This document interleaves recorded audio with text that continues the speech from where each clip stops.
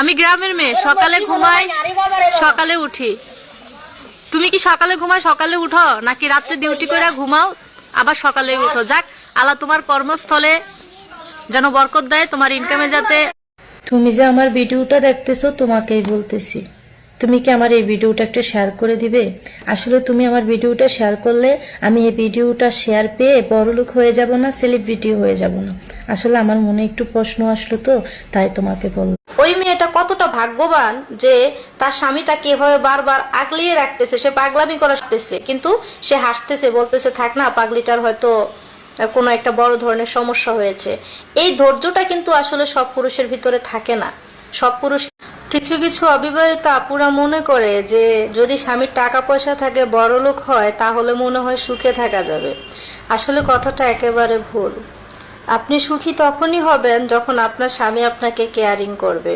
5 কোটি টাকার মালিকের কাছে বিয়ে করার চাইতে একটা কেয়ারিং হাজবেন্ড জীবনে পাওয়া খুবই কষ্টসাধ্য। মেয়েরা সবার সাথে ঢং করে না, যাকে ভালোবাসে তার সাথেই ঢং করে। সবাই বলে বিশ্বাস করে দেখো, ঠকাবো না, কিন্তু মনটা বলে অনেক ঠকেছি, আর না। কি এমন ক্ষতি হয় তোমার আমার মেসেজে রিপ্লাই দিলে? জানি তোমাকে ছোঁয়ার সাধ্য নাই আমার, তবুও তোমাকে দেখলে এক আকাশ সমান শান্তি মিলে। আমার দূরে থাকায় যদি তোমার সুখের কারণ, জানি না কি আছে তোমার এই চেহারার মায়ায়।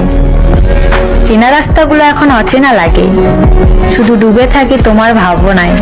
জোর করে কিছু পাওয়া যায় না, যদি সেটা ভাগ্যে না থাকে, হোক সেটা মানুষ। ভালোবাসা এমন একটা মায়া, তুমি যত দূরে যাবে ততই কাছে টানবে, যত ভুলে যাবে ততই মনে পড়বে, যতটুকু হাসাবে তার চেয়ে অনেক বেশি কাঁদাবে।